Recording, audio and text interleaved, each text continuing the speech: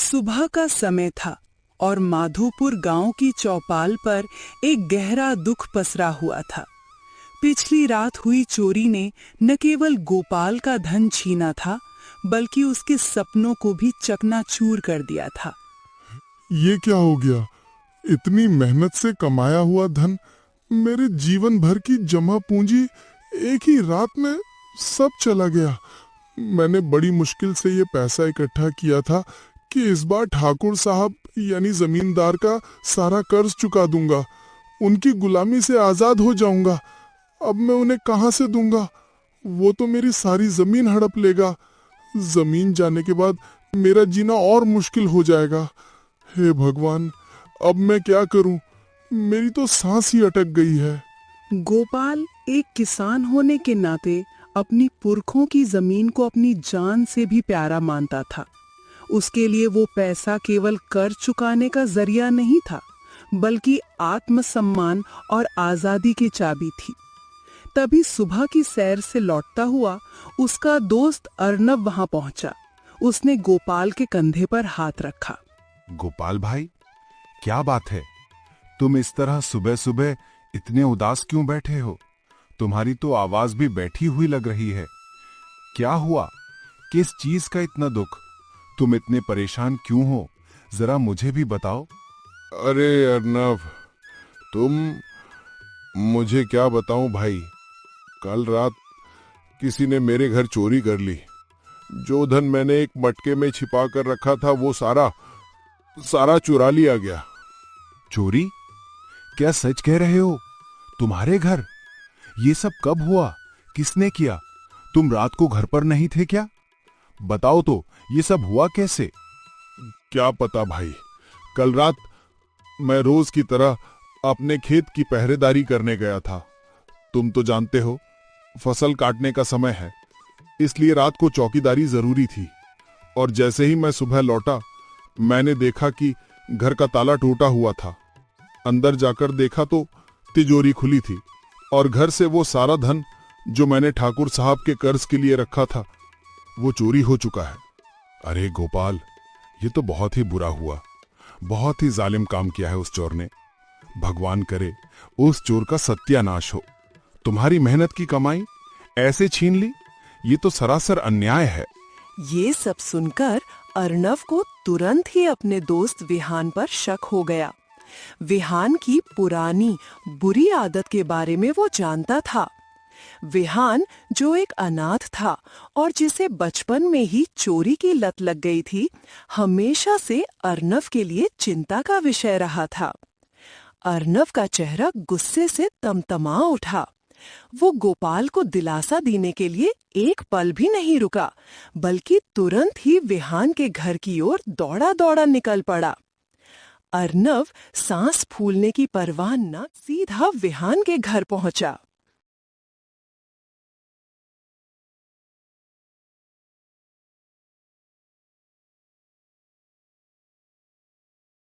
अरे अर्नव, आज सुबह सुबह तुम्हें अपने दोस्त की याद कैसे आ गई? तुम इतनी जल्दी और इतनी सुबह यहाँ क्या कर रहे हो भाई? क्या बात हो गई? सब ठीक तो है? अरे विहान, क्या तुम्हें पता है, हमारे माधोपुर गांव में एक बड़ी चोरी हुई है। वो बेचारा सीधा साधा गोपाल, उसके घर किसी ने चोरी कर ली है और उसका सारा धन चुरा लिया है। क्या? सच में? मुझे तो इस बारे में कुछ नहीं पता। मुझे बस अभी तुमसे ही पता चल रहा है। ये तो बड़ी खराब खबर है। वैसे विहान, मुझे सच सच बताओ, कल रात को तुम कहाँ थे? अरे अर्नव, मैं तो अपने घर ही था, पर तुम ये क्यों पूछ रहे हो? अब ज्यादा बनने की कोशिश मत करो। मैं तुम्हें बचपन से जानता हूँ और तुम मुझसे झूठ नहीं बोल सकते। सच सच बताओ, ये सब तुमने ही किया है ना? क्यों करते हो तुम ऐसे काम? मैं तुम्हें कितने दिन से एक ही बात समझाते आ रहा हूँ कि ये सब गलत है। किसी और की मेहनत की कमाई ऐसे चुरा कर खाना कोई अच्छी बात नहीं है। किसी दिन तुम पकड़े जाओगे तो बहुत बुरे फंसोगे। तुम मेरे बचपन के बहुत अच्छे दोस्त हो, इसलिए मैं तुम्हें इतना समझाता हूँ। तुम दिल के इतने साफ हो, लेकिन तुम्हारी एक ऐसी आदत की वजह से तुम्हारा नाम खराब हो जाएगा। तुम ये आदत छोड़ क्यों नहीं देते? देखो, मेरे ऊपर कर्जा है, मेरी बहन देविका की शादी भी करनी है, और तुम ये भी जानते हो कि तुम्हारी तरह मैं भी एक अनाथ हूँ और मुझ पर कितनी सारी जिम्मेदारी है। फिर भी मैं मेहनत से कमा कर खाता हूँ। मेरे पास जमीन का एक छोटा सा टुकड़ा है। मैं उस पर मेहनत करता हूँ और ईमानदारी की जिंदगी जीता हूँ, और मैं चाहता हूँ कि तुम भी ईमानदारी की जिंदगी जियो। ये सब चोरी चकारी के काम छोड़ दो। देख लेना, एक दिन तुम बहुत बुरे फंसोगे। क्या यार अर्नव, तुम भी सुबह सुबह मुझे बातें सुनाते जा रहे हो। तुम तो अच्छी तरह से जानते हो ना कि मुझे मेहनत के काम नहीं होते। मुझे मेहनत करना बिल्कुल पसंद नहीं। तो तुम मेरी बात नहीं मानोगे। ठीक है, जो करना है करो, मैं जा रहा हूँ। विहान की ये बात सुनकर अर्नव को थोड़ा सा गुस्सा आ जाता है और वो जाकर एक पेड़ के नीचे बैठ जाता है। उसी समय पास से गुजर रहे कुछ गांव वालों की बात अर्नव के कानों में पड़ी। अरे भाई, क्या तुमने सुना है? हमारे बगल के गांव में एक बहुत पहुंचे हुए योगीराज महात्मा आए हुए हैं। मैंने सुना है कि वो बहुत चमत्कारी व्यक्ति हैं, और वो ऐसे ऐसे चमत्कार करते हैं कि आदमी देखकर दंग रह जाता है। और उनकी बातें सुनकर कितना भी बुरा आदमी हो, वो अपने बुरे काम छोड़कर सत्य मार्ग पर चढ़ने लगता है। उनकी बातों का जादू ही ऐसा है कि आदमी अपनी सारी बुरी आदतें छोड़ दे और अच्छे कामों में लग जाए।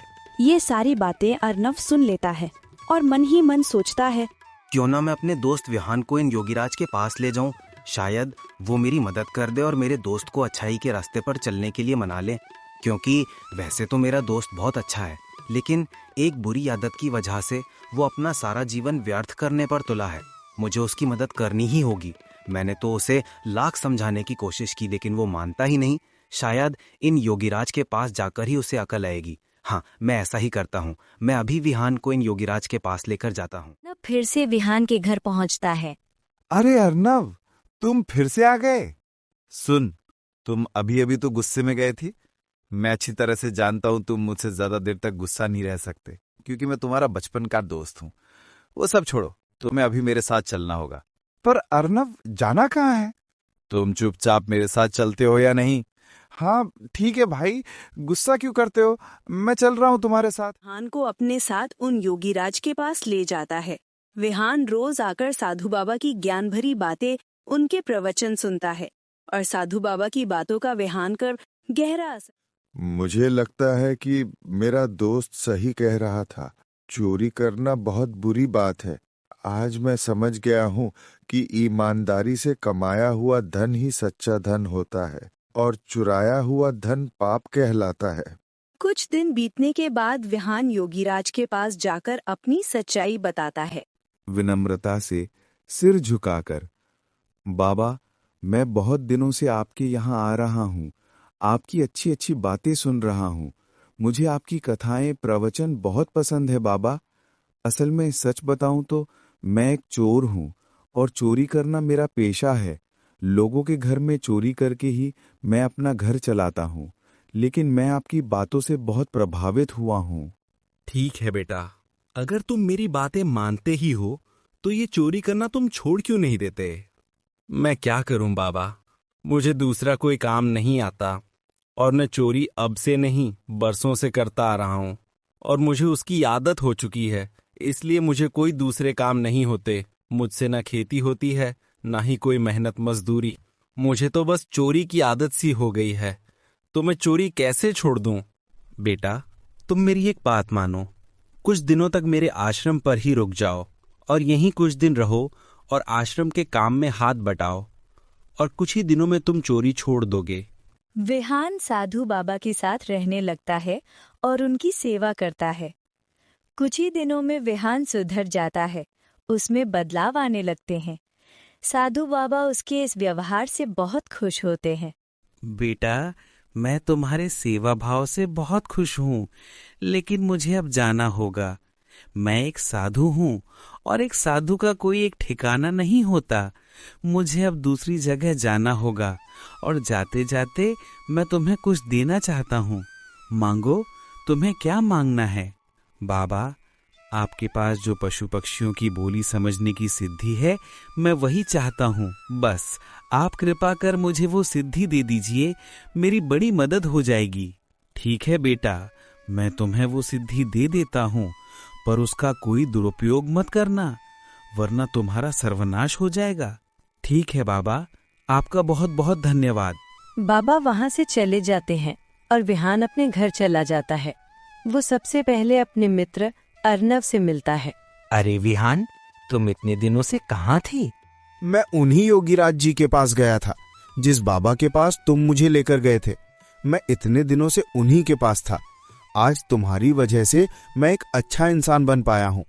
तुम उस दिन मुझे वहां नहीं लेकर गए थे तो मेरी जिंदगी आज भी वही होती, पर मैं पूरी तरह से बदल चुका हूँ। मैंने चोरी करना छोड़ दिया है। अब मैं भी तुम्हारी तरह मेहनत करूंगा और मेहनत करके धन कमाऊंगा। अरे ये तो बहुत अच्छी बात है। विहान दूसरों के खेतों में जाकर मजदूरी का काम करने लगता है।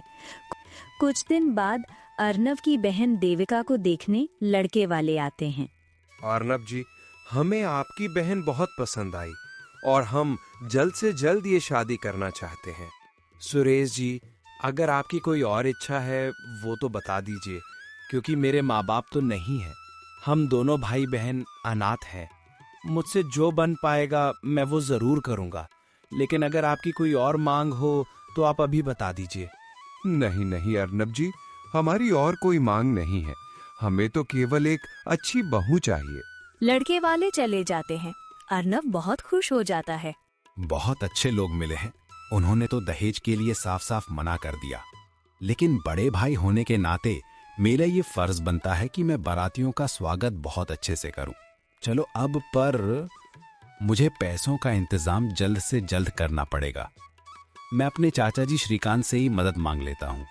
अर्नब अपने चाचा के यहाँ जाता है और उनसे 2000 रुपए उधार मांगता है। हाँ बेटा, क्यों नहीं, तुम चिंता मत करो, मैं तुम्हें पैसे दे दूंगा। वो क्या है ना, तुम्हारी चाची विमला अभी घर पर नहीं है और तिजोरी की चाबी उसके पास है। वो जैसे ही घर पर आती है मैं तुम्हें घर पर आकर पैसे दे जाऊंगा।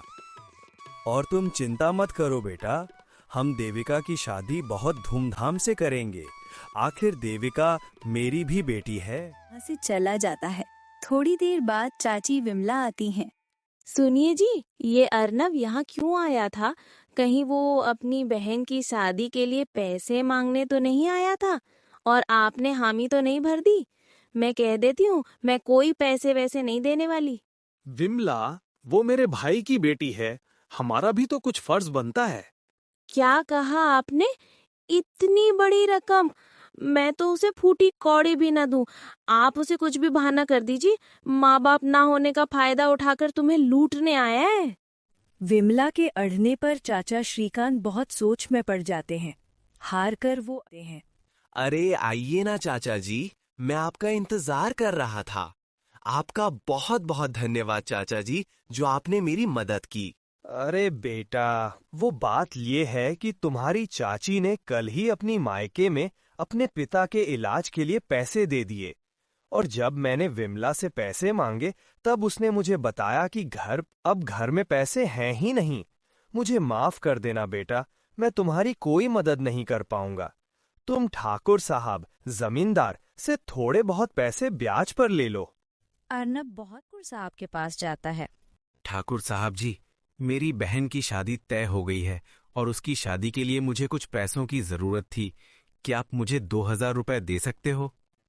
अर्नब, तुम्हें तो पता है ना कि मैं ऐसे ही किसी को पैसे नहीं देता। तुम्हें उसके लिए मेरे पास कुछ ना कुछ गिरवी रखना होगा, तभी मैं तुम्हें पैसे दे पाऊंगा।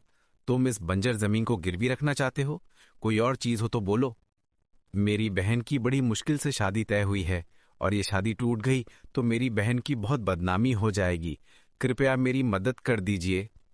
तुमने जो अपनी बहन की शादी मुझसे पूछकर तय की थी, शादी करने की औकात नहीं है और चले आए पैसे मांगने। अपनी औकात के हिसाब से शादी करनी चाहिए थी ना। अब यहाँ खड़े खड़े मेरा समय मत बर्बाद करो। सारी बातें सुनकर अर्नव को बहुत दुख होता है और वो निराश होकर वहां से चला जाता है। अर्नव एक पेड़ के नीचे उदास बैठा था। तभी उसका दोस्त विहान वहां आता है। अरे क्या हुआ अर्णव, मुंह लटकाए क्यों? विहान, तुम्हें तो पता है ना कि देविका की शादी तय हो गई है और चाचा ने मना कर दिया, ठाकुर साहब ने भी इनकार कर दिया। अगर ये शादी टूटी तो सच में हमारी देविका की बहुत बदनामी होगी। लोग तो गलत ही समझेंगे ना कि हमारी देविका में ही कुछ कमी है। ये सारी बातें विहान सुनता है और उसे भी बहुत बुरा लगता है। अरे अर्णव, तुम चिंता क्यों करते हो? तुमने मुझे पहले क्यों नहीं बताया? तुम चिंता मत करो, तुम अपने घर जाओ, पैसे का इंतजाम हो जाएगा।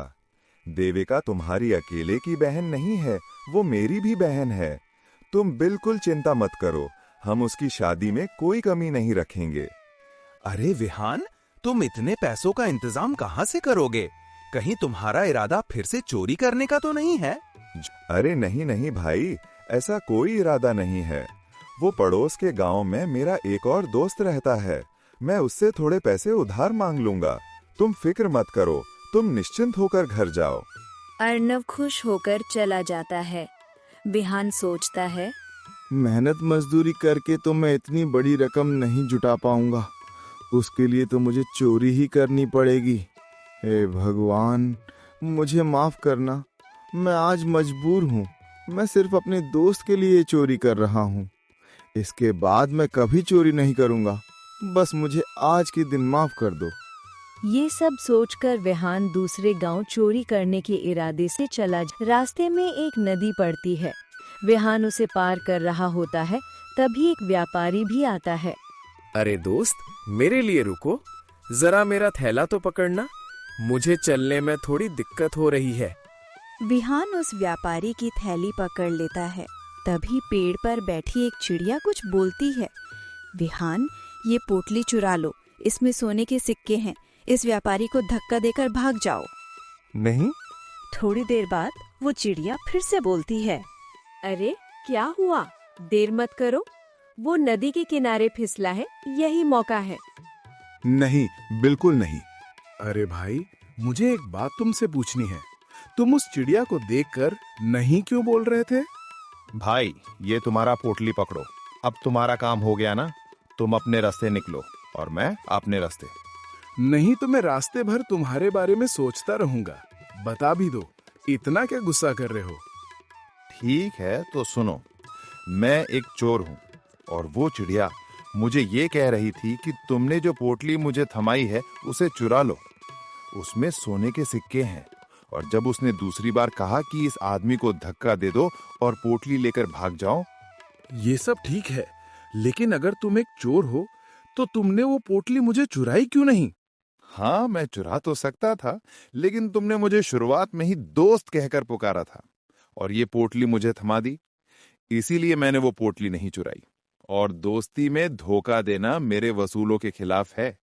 वह व्यापारी विहान की ईमानदार चोर होने पर हैरान होकर राजा के पास जाता है और सारी बात बताता है। राजा अपना भेष बदलकर विहान से मिलने निकल पड़ता है। राजा भेष बदलकर विहान से मिलता है और खुद को चोर बताता है। अरे तुम ये क्या बात कर रहे हो? मैं भी एक चोर हूँ। तुमसे मिलकर अच्छा लगा।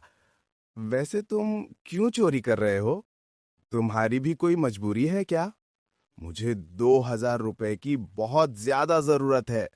हाँ भाई, मेरी भी एक बहुत बड़ी मजबूरी है। मुझे 500 रुपए की बहुत ज्यादा जरूरत है। हम दोनों साथ में ही चलते हैं। विहान सेठ की दुकान में ले जाता है और दोनों मिलकर चोरी करते हैं। विहान अपने लिए 2000 रुपए और राजा के लिए 500 रुपए निकाल लेता है। तभी विहान शक्कर समझकर बोरी से थोड़ा नमक चख लेता है। सुनो भाई, वो 500 रुपए वापस करो, तिजोरी में रखना है। मैं भी अपने 2000 रुपए वापस रख रहा हूँ। अरे तुम ये क्या बात कर रहे हो? विहान गुस्से में राजा को एक जोर से तमाचा मारता है और पैसे वापस ले लेता है। बाहर आकर मेरी एक बात समझ में नहीं आई। तुम पागल हो क्या? तुम्हारे दिमाग में चल क्या रहा है? पहले को तुमने वहां से पैसे चुराए और थोड़ी देर बाद वापस रख दिए, ऐसा क्यों? क्योंकि मैंने उस दुकान का नमक खाया है। मैंने शक्कर समझकर उसे खा लिया था। बाद में पता चला वो शक्कर नहीं नमक था, और मैं जिसका नमक खाता हूँ उसके यहाँ चोरी नहीं करता। ये गलत है। ये सुनकर सर चकरा जाता है। वो विहान की निष्ठा से प्रभावित होता है। अच्छा ठीक है, एक काम करते हैं, यहाँ से तो पैसे नहीं मिले, मेरे साथ राज दरबार चलो, वहाँ हमें बड़ी चोरी करने को मिलेगी। राजा विहान को राज दरबार लेकर जाता है। तुम एक काम करो, तुम बाहर ही रुको और निगरानी रखो कि कोई आ ना जाए, तब तक मैं धन चुराता हूँ। राजा बाहर रहकर निगरानी रखता है और वे के लिए अकेले अंदर चला जाता है। वहाँ बिल्ली और कुत्ता बात कर रहे होते हैं। विहान उनकी बोली समझ जाता है। तुम कैसे कुत्ते हो? तुम्हारे सामने तुम्हारे मालिक का धन कोई चुरा रहा है। मेरे मालिक ही उसके साथ हैं, तो भला इसमें मैं क्या कर सकता हूँ? विहान समझ जाता है कि ये उसका साथी चोर नहीं बल्कि राजा है। वो तुरंत बाहर आता है। महाराज, मुझे क्षमा कर दीजिए, मुझसे भूल हो गई। मैं आइंदा ऐसा नहीं करूंगा। मुझे क्षमा कर दीजिए महाराज, मेरी मजबूरी थी, इसलिए मैं यहाँ चोरी करने आया। लेकिन तुम्हें पता कैसे चला कि मैं एक राजा हूँ? जब मैं अंदर धन लेने के लिए गया तब वो बिल्ली कुत्ते से कह रही थी, तब मैं पहचान गया कि आप ही राजा हो। दरअसल मुझे एक साधु ने वरदान दिया था। सिंहासन पर बैठते हैं और विहान के साहस, ईमानदारी और दोस्ती के प्रति उसकी निष्ठा को देखकर अत्यंत प्रसन्न होते हैं। विहान, तुम्हारी ईमानदारी और अपने मित्र के प्रति तुम्हारा त्याग अद्भुत है। तुमने मेरे 2 परीक्षणों में खुद को खरा साबित किया है। एक चोर होकर भी तुम दोस्ती और नमक के धर्म का मान रखते हो। ठीक है मंत्री जी, इसके दोस्त के पास आज ही 2000 रुपए पहुंचा दीजिए। राजा का आदमी अर्णव के पास पैसे पहुंचाता है। विहान राजा के कब्जे में है और उसकी यही इच्छा थी कि तुम्हारे यहाँ 2000 रुपए पहुंचा दिए जाएं। इसका मतलब विहान ने मेरे लिए चोरी की? उसने तो चोरी छोड़ दी थी। नहीं नहीं, मैं ये पैसे नहीं ले सकता जब तक मेरा दोस्त यहाँ आकर मुझे पैसे नहीं देता। राजा का आदमी लौटकर ये बात बताता है। गर्व से विहान की ओर देखकर, विहान, मैं तुमसे बहुत प्रभावित हूँ। मुझे तुम जैसे युवक की ही जरूरत थी। मैंने आज तक तुम्हारे जैसा ईमानदार आदमी कहीं नहीं देखा। तुम्हारा दोस्त तुम्हारे सिवा ये पैसे नहीं लेना चाहता। राजा खुशी से अपने गले से हार उतारते हुए, तुम एक काम करो, तुम अपने दोस्त के पास जाओ और हाँ, सिर्फ 2000 ही नहीं, मैं तुम्हें और भी धन दूंगा ताकि तुम्हारे दोस्त की बहन की शादी बड़े ही धूमधाम से हो सके। इसे रखो, इसमें बहुत सारी स्वर्ण मुद्राएं हैं और हाँ, जैसे ही शादी हो जाएगी तुम यहाँ वापस आ जाना। आज से मैं तुम्हें अपने यहाँ गुप्तचर का काम करने के लिए नौकरी पर रख रहा हूँ। विहान बहुत खुश हो जाता है और खुशी खुशी अपने दोस्त के पास जाता है। अर्णव भी ये सुनकर बहुत खुश हो जाता है। कुछ ही दिनों में देविका की शादी धूमधाम से होती है और विहान अपनी नई ईमानदारी भरी जिंदगी शुरू करता है। वो अपने वरदान का उपयोग राज्य की भलाई और गुप्तचर के काम में करता है और इस तरह उसकी बुद्धिमानी और ईमानदारी राज्य के लिए एक वरदान बन जाती है। दोस्तों, हम आपके लिए इतनी अच्छी अच्छी कहानी बनाते हैं यार, लाइक तो करो कम से कम यार, प्लीज।